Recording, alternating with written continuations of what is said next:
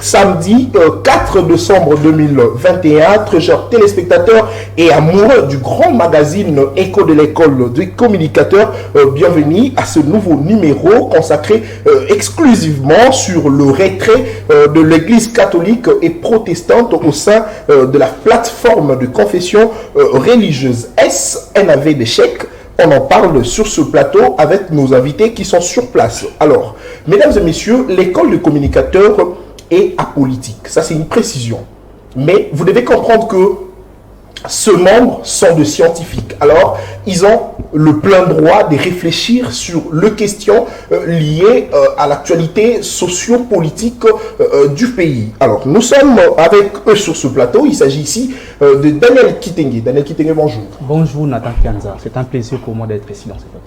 Merci beaucoup. Il n'est pas le seul. Il est accompagné de Joël Boutandou. Joël, bonjour. Bonjour cher ami Nathan, bonjour aux collègues qui sont sur ces plateaux, bonjour à tous les Congolais. Merci beaucoup. Merci pour l'invitation. Merci Joël. À ma droite, j'ai Héritier Mambouini. Héritier, bonjour. Bonjour Nathan, vous savez c'est toujours un plaisir de venir répondre à votre invitation hebdomadaire. Et nous profitons de l'occasion pour présenter nos sincères excuses à tous les téléspectateurs qui nous suivent en ce moment parce que nous avons débuté notre émission avec un léger retard. Très bien, merci. De l'autre côté, nous avons Joël Matou. Le deux Joël à côté. Oui, bonjour cher Nathan. Je voulais dire à tous mes co-débatteurs qui sont sur ces plateaux que nos divergences au cours de cette émission ne portent pas atteinte à nos... Est-ce que tu as peur déjà? Non, pas peur, mais juste je dois les rappeler. Très bien, merci à vous.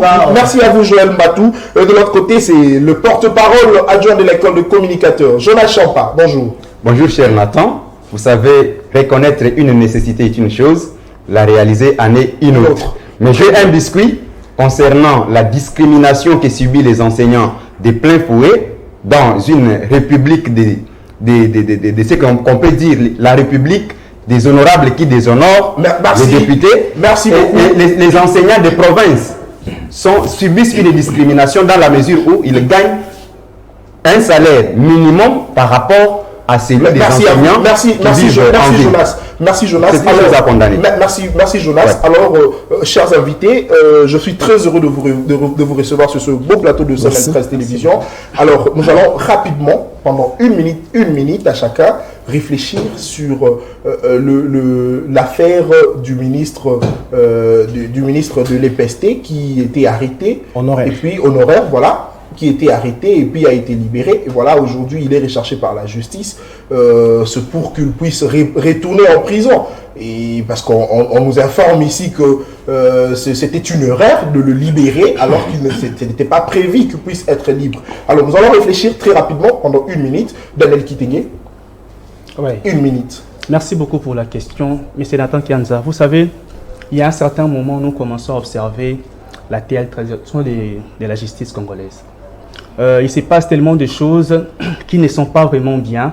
Vous savez, l'année passée, il y avait 2 personnes qui ont été libérées dans les mêmes conditions. Le DG de Sokos et celui de l'OVD. La grâce présidentielle. La grâce présidentielle. Alors que ces gens-là ne devaient pas bénéficier de la grâce présidentielle. Et le ministre de l'année passée, ou le ministre qui est venu avant la ministre actuelle de la Justice, oui, avait évoqué les mêmes raisons, qui c'était une erreur. Célestin Touna. Oui, libre. On nous parle d'une erreur, mais en réalité, ça montre à quel point notre justice est très par terre.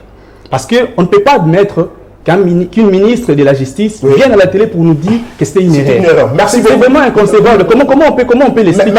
Merci Daniel. Alors Joël Boutandou, comment vous réagissez par rapport à la libération de Willy Bakonga, par grâce présidentielle ou non, mais il est libre aujourd'hui, il est recherché par la justice pour qu'il puisse retourner en prison. Et on nous apprend que c'était une erreur. Comment réagissez-vous? Merci cher ami Nathan pour la question. En fait, vous l'appelez une erreur, moi je l'appelle une faiblesse. C'est une faiblesse de la part de notre justice congolaise.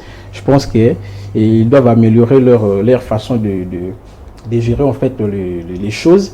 Ce n'est pas en fait une erreur, c'est une faiblesse de la justice, de la part de la justice. Une faiblesse de la part de la justice. Là c'est Joël Boutandou. Alors, Héritier Mambouini, votre réaction? La libération de Willy Bakonga, vous savez Nathan, ça fait mal au nerf. Ça fait mal au cœur parce que dans un pays des hommes normaux, on ne pouvait pas parler d'une erreur dans la matière de la justice. Comment on peut parler d'une erreur pendant qu'il y a eu une ordonnance présidentielle, un arrêté de la ministre de la Justice qui a exécuté l'ordonnance du président, ordonnance sur laquelle le nom de Willy Bakonga et de son fils prenaient la première et la deuxième place. Et du coup, Willy Bakonga dehors, 2 jours après, il disparaît.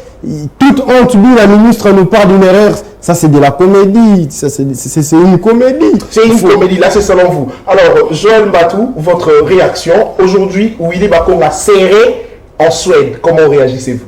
Parce qu'il est recherché par la justice. Oui, cher Nathan, sachant déjà que nous sommes dans un régime farci de spectacle, la relaxation de Willy Bakonga ne m'étonne même pas. Je ne suis pas ébobé de sa relaxation. Pourquoi?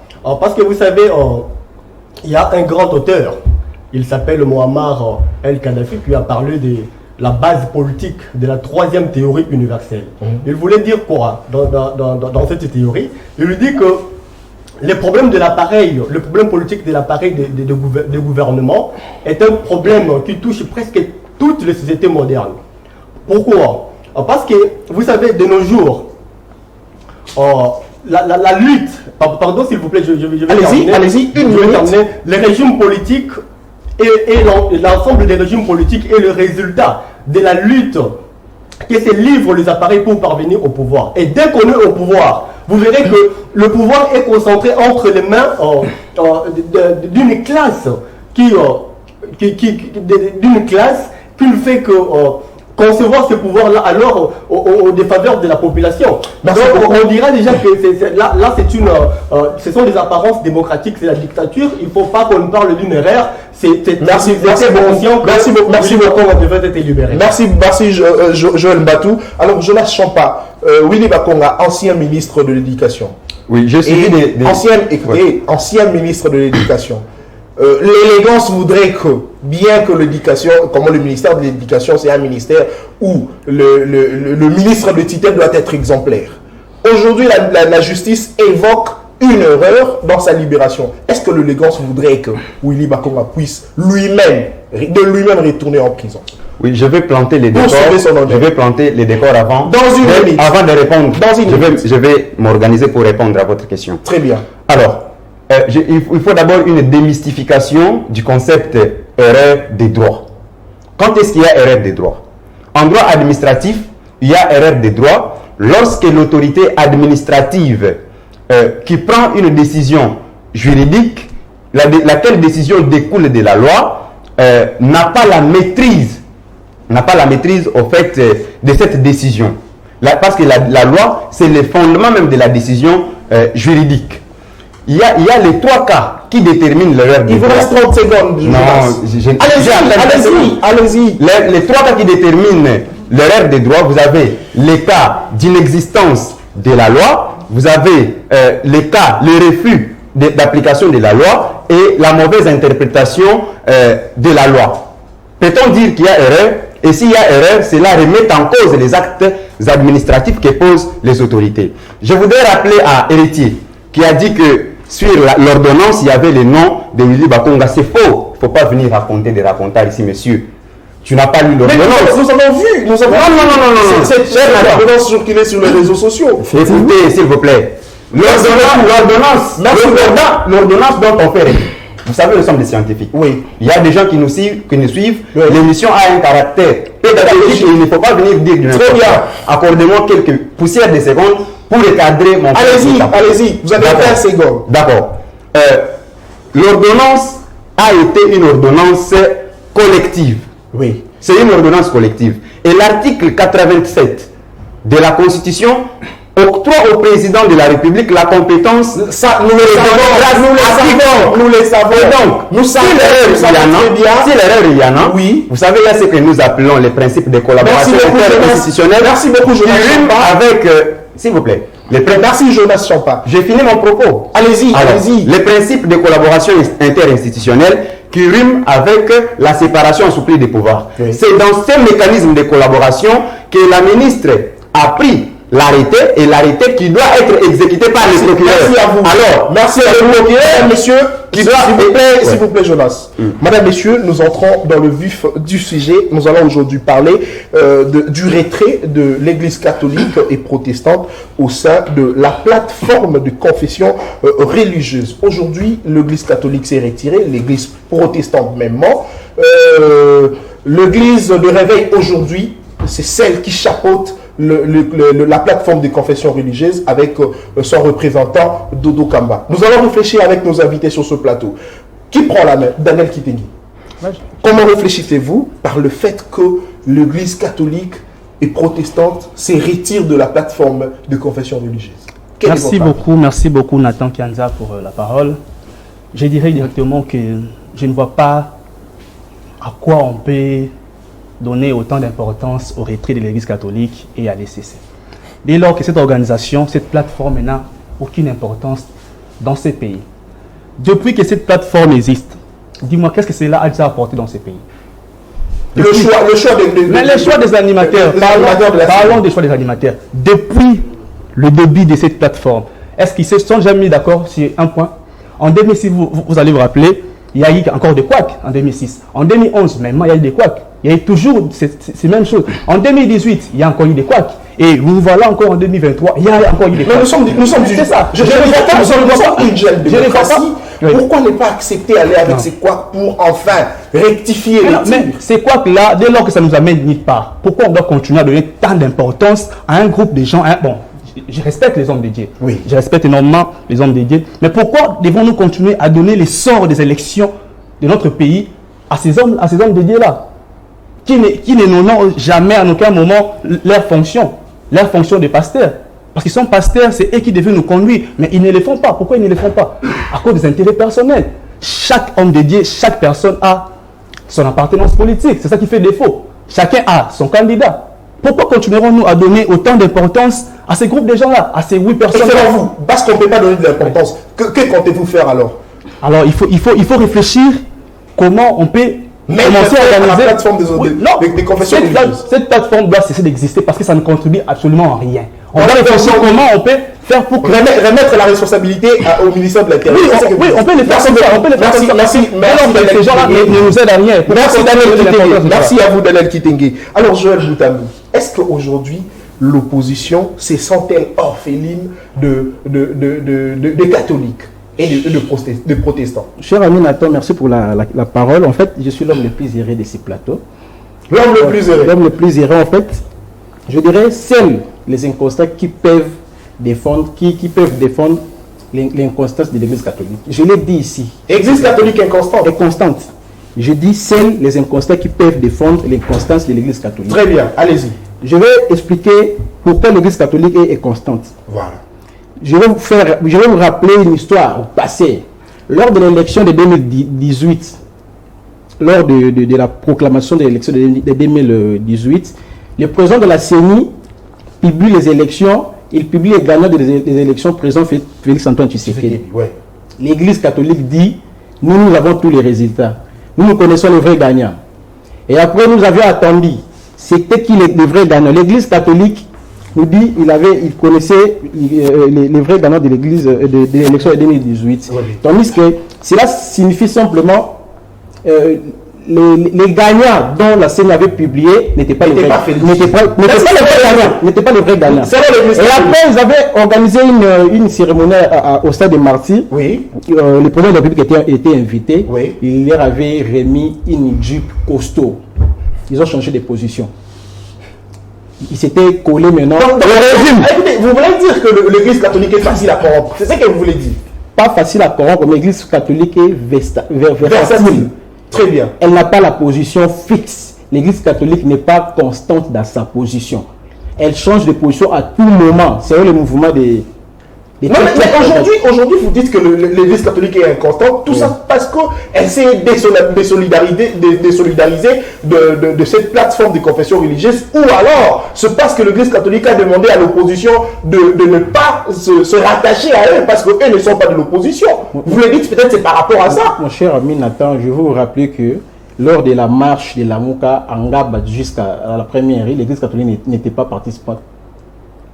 l'opposition n'est pas l'Église catholique. L'Église catholique doit apprendre à être constante dans sa position, en fait. Merci beaucoup, Daniel, Joël Mbatou, Joël Boutalo, pardon, héritier Mambweni. Est-ce que le fait pour l'Église catholique et protestante de se retirer de la plateforme des confessions religieuses, est-ce un aveu d'échec? Michel, Nathan, avant de rebondir sur votre question, je voulais un peu revenir sur ce qu'avait dit mon ami de droite, Jonas Champa, qui a prétendu donner une leçon à héritier Mambweni qui a cité l'ordonnance, qui a occasionné la libération de Willy Bakonga, mais qui n'a pas pu être à la hauteur. Donc, il ne sait pas nous dire, il n'y avait pas ordonnance présidentielle, il y avait quoi qui a occasionné la libération de Willy Bakonga? Ça, il ne l'a pas dit.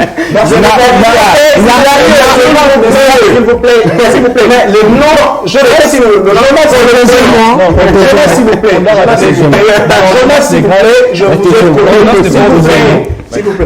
Je vous ai connu élégant. Et vous êtes porte-parole adjoint de l'école de communicateurs. Faites preuve de ce que vous êtes.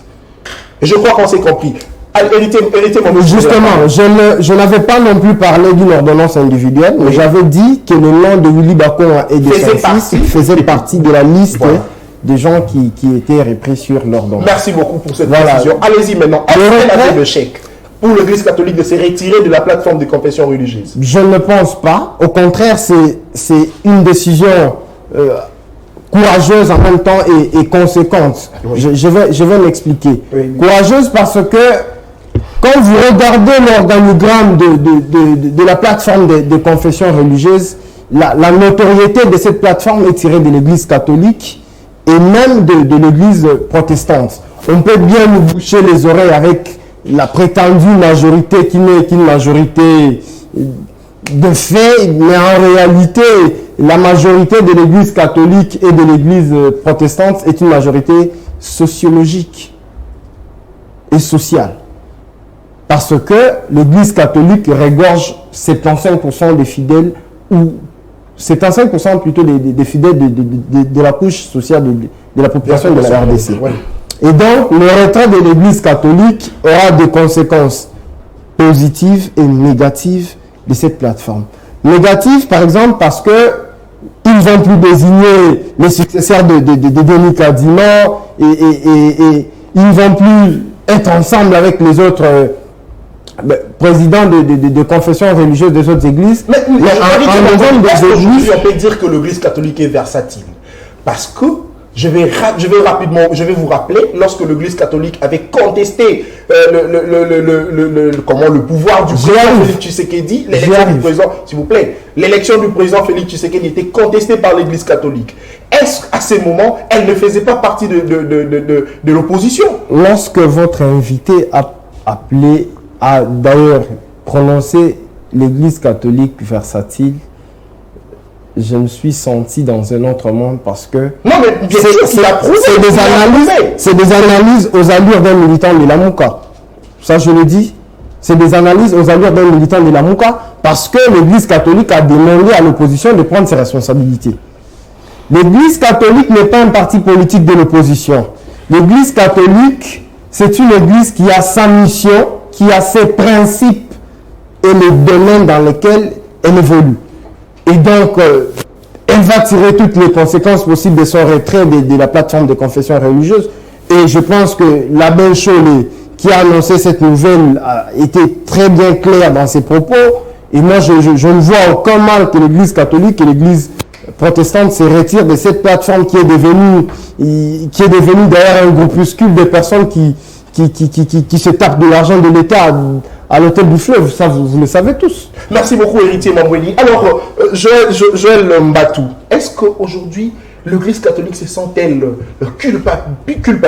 culpabilisée par le simple fait qu'elle a participé à la désignation du président de la CENI, mais en fin de compte, la population a demandé qu'on puisse reprendre tout à zéro pour remplacer Denis Kadima qui, selon certaines sources, serait le candidat du président de la République. Est-ce que l'Église catholique aujourd'hui se sent peut-être culpabilisée par le simple fait que le train est en marche? Denis Kadima est déjà président de la CENI et il s'apprête pour organiser les élections, et l'Église catholique se sent peut-être coincée Voilà pourquoi elle a donné cette raison de pouvoir quitter la plateforme des confessions religieuses. Cher Nathan, d'emblée, je voulais dire ici que l'Église catholique s'est sentie culpabilisée de ses erreurs, de ses mensonges. L'Église catholique vous a menti. Restons calmes. Très bien. Je vais développer. J'ai eu froid de ouïr mon ami héritier Mamboui est en train de défendre son église parce qu'il est fidèle des catholiques. Mais je me suis demandé, est-ce que... Non, mais ici, nous ne sommes pas à l'église. Allez-y. Je me suis dit, est-ce qu'avec cette jeunesse, on peut bâtir ces pays? Déjà, la réponse serait non, parce que la jeunesse semble être inconsciente. La jeunesse semble être inconsciente, vous l'êtes aussi. Non. Attention. Merci beaucoup. Allez-y. Écoutez, cher Nathan, il y a un grand auteur, Émile Durkheim, qui a parlé de la religion et l'État. Oui. Émile Durkheim définit la religion étant un système solidaire de croyances et de pratiques relatives aux choses sacrées. Là, il faut souligner, relatives aux choses sacrées. Vous soulignez. En cet système réuni de gens qui partagent, c'est-à-dire des gens qui partagent le même valeur, le même moral, ainsi que le même vérité. C'est ce qu'on appelle l'Église. Donc ceux qui adhèrent dans ce système doivent être des gens qui ont une probité morale, qui ont de valeurs, ces gens qui marchent avec la vérité. Mais aujourd'hui, si vous prenez l'Église catholique, vous savez que dans ces pays, nous n'avons jamais eu des élections crédibles. Et c'est toujours la plateforme dans laquelle se trouvait l'Église catholique qu'il se pose des problèmes. D'ailleurs, moi je voulais lui rappeler, récemment, l'abbé Cholet avait dit qu'il détenait le preuve qui justifiait que la candidature des Kadima a été entachée des irrégularités. Mais pourquoi il n'a pas pu démontrer cela? Il faut venir démontrer. Allez-y. Allez-y, Joël, je vous protège, allez-y. D'accord. Il faut déjà comprendre que c'est un problème, un grand problème même. Parce qu'ils ont refusé. D'ailleurs, le président de la République avait refusé qu'il reçoive l'Église catholique. C'est après la réception de l'Église catholique que l'Église catholique a changé. Or, nous, peuple, on attendait la vérité. Que l'Église catholique nous noir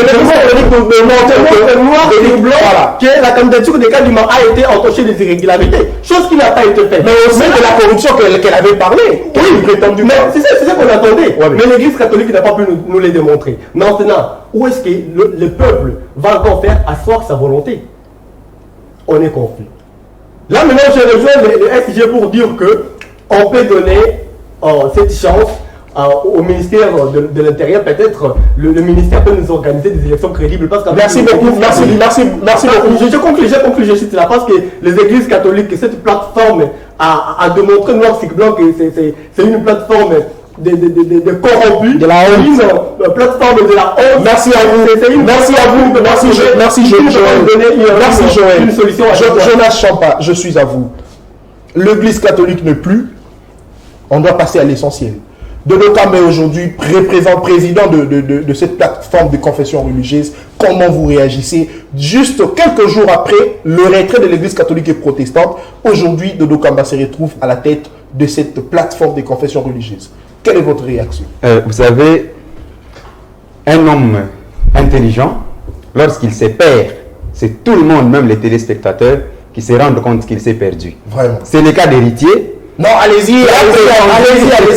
Vous savez, quand on fait l'économie à l'université, on doit éviter des questions de droit administratif. S'il vous plaît. Allez-y à l'essentiel.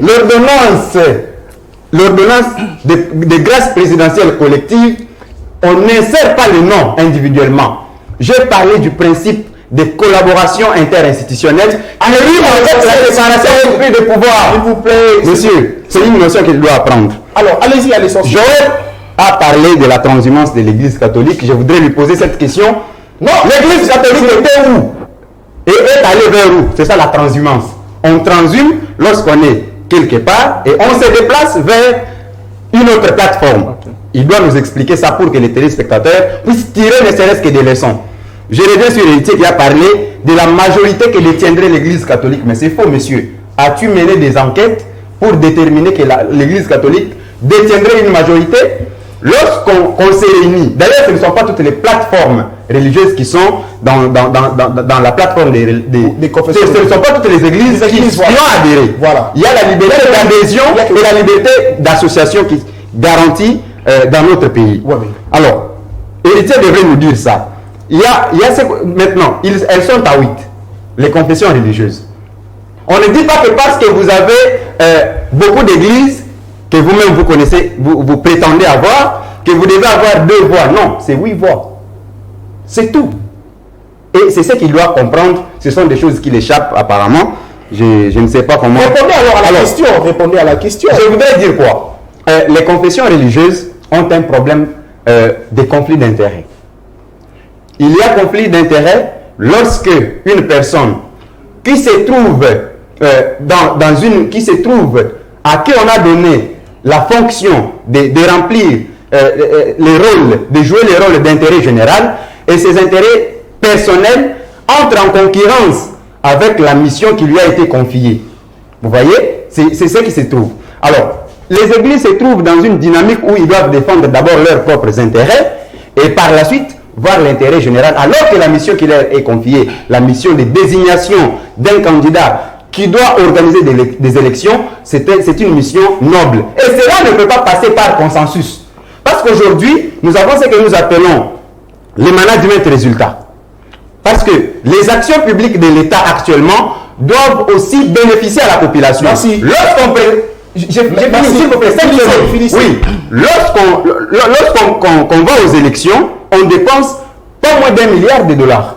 Et cet argent-là doit être remboursé par les nouvelles autorités qui seront élues. Merci à vous. Alors, on ne peut pas dépenser beaucoup d'argent comme ça et les perdre par la suite avec des corruptions, avec les vols et tout ce s'il vous plaît, Jonas, merci à vous pour cette analyse. Merci beaucoup. Alors, monsieur Daniel Kitenge, est-ce qu'on peut se dire aujourd'hui que Dodo Kamba s'attendait de cette opportunité? Parce que quelques jours après le retrait de ces déconfessions religieuses, Dodo Kamba a été élu comme président de cette plateforme. Comment réagissez-vous? Nathan Kianza, moi je ne suis pas dans tout ça. Dodo Kamba, quel que soit celui qui était là, et tous sont la même personne. Parce que cela n'arrange à rien notre pays. Notre peuple est en train de souffrir. Le pays souffre énormément. Vous savez, Nathan Kianza, j'ai passé un très bon temps, ces derniers temps, à lire la lettre des 13 parlementaires. Oui. Adressée à mon Qu'avez-vous retenu? J'ai compris une chose, qu'Étienne Tshisekedi vivant aujourd'hui, il allait être l'opposant de son propre fils. Parce que, oui, je vous dis, parce que tout ce qui sont repris dans cette lettre-là, c'est exactement ce que Félix Tshisekedi fait aujourd'hui. Tout ce que les 13 parlementaires... Lequel, par exemple? La justice instrumentalisée, c'est ce que Mobutu faisait à l'époque. Très bien, allez-y à l'essentiel. C'est repris aussi dans cette lettre-là. Allez-y à l'essentiel. Donc nous devons réfléchir comment on peut développer notre pays au lieu de s'accrocher à l'effectivité. Non, mais est-ce qu'aujourd'hui, parce que vous réfléchissez dans le sens de pouvoir remettre cette responsabilité au ministère de l'Intérieur, est-ce qu'aujourd'hui, le ministère de l'Intérieur pourrait assurer l'organisation des élections crédibles dans ce pays? Nous avons donné la chance aux confessions religieuses, ils ont échoué. Devons-nous continuer encore à faire confiance à ces gens-là? Je ne vois pas les pourquoi on doit continuer à les faire confiance. Parce qu'ils ont échoué, on doit tenter d'autres méthodes. Merci à avancer. Merci beaucoup. Alors, Joël Boutadou, pardon. Est-ce que l'opposition serait aujourd'hui en mesure de combattre sans l'Église catholique? Cher ami Nathan, si vous suivez les propos de notre ami Héritier Mamoun, vous allez comprendre que il a des ambitions de devenir abbé au prochain jour. Je lui rappelle que ici, nous ne sommes pas dans une paroisse catholique. Oui. Je pense dans une minute, allez-y. Je l'avais dit la fois passée, avec ou sans l'Église catholique, l'opposition restera l'opposition. Nous allons mener le combat sur le terrain jusqu'à ce que nous allons obtenir la détermination de la CENI. Est-ce que vous êtes sûr? Et voilà, j'en suis sûr. Merci beaucoup. Alors, l'opposition aujourd'hui s'est dit ne pas être concerné par le simple fait que l'Église catholique ait quitté le train Alors, comment vous pensez aujourd'hui, juste après après les retraités de l'Église catholique, de Lokamba devient président de cette plateforme? Justement, je vais m'organiser pour vous répondre à votre question en une minute. Oui. Lorsque vous avez un invité sur votre plateau qui a toujours tendance à crier et à vouloir avoir la parole, même au-delà de ces minutes, rassurez-vous que c'est du tonneau vide. Et c'est ce non, s'il vous plaît, retirez s'il vous plaît. Nous sommes amis. Nous ne pouvons pas tenir de tels propos. Un chrétien, je réponds de l'Église catholique. Pour répondre à votre question, l'opposition c'est l'Église catholique. Je le disais tantôt ici que l'Église catholique, les communicateurs de l'Église catholique, s'il vous plaît, Monsieur les communicateurs de la Mouka. Attends, non, soit s'il vous plaît, nous sommes dans le dernier de notre mission. Allez-y. Je suis dans mes minutes. D'accord. Je disais ici que les constances. S'il vous plaît, Joël, s'il vous plaît. Allez-y. À la prochaine, ne nous invitez pas. Non, s'il vous plaît, allez-y. Allez à l'essentiel. Je disais que l'Église catholique n'était pas un parti politique de l'opposition, mais que l'opposition s'attende à ce que l'Église catholique l'accompagne dans sa lutte politique. L'Église catholique a ses missions. Sa mission, c'est de dire la vérité et de dire l'État. Monsieur, vérifier la gestion et les institutions. Et c'est ce que l'Église catholique.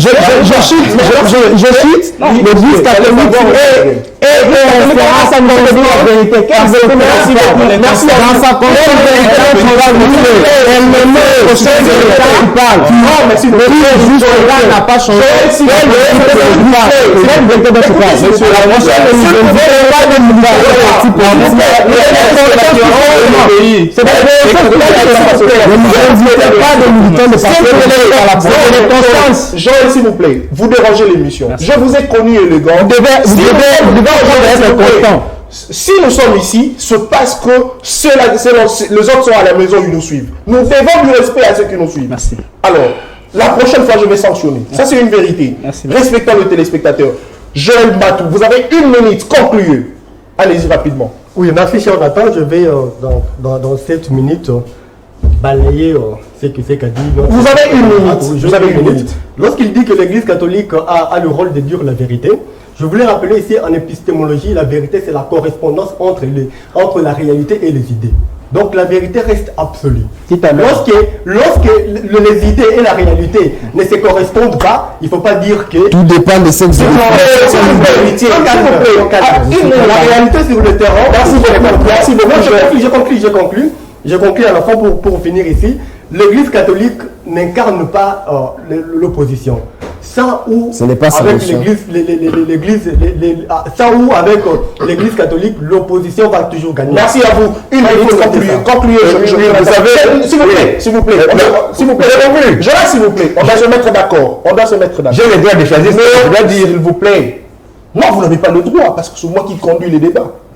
J'ai dit concluez par rapport au sujet auquel nous avons discuté. Allez-y. Vous savez, l'organisme est un système et il fonctionne en sa manière. Et entre celui qui émet des analyses, qui répond aux questions, et celui qui est tempéré, qui ne répond à rien, on peut savoir qui est tonneau vide. C'était pour répondre non, s'il vous plaît, il avait déjà retiré. Il ne faut pas revenir sur ça parce qu'il avait déjà retiré. Oui, c'est allez-y, 1 minute. Je voudrais dire quoi? Vous savez, la tâche d'élection ne doit pas être confiée à quiconque. Parce que c'est un virage très essentiel où vous choisissez soit les développements progressifs, soit les développements régressifs. D'où il revient à ceux à qui a passé cette charge de pouvoir nous organiser un processus qui amènera le développement dans les jours à venir. Merci Jonas, merci Joël Matou, merci Joël Boutanou, héritier Mombeni, merci. Quittez l'Union sacrée.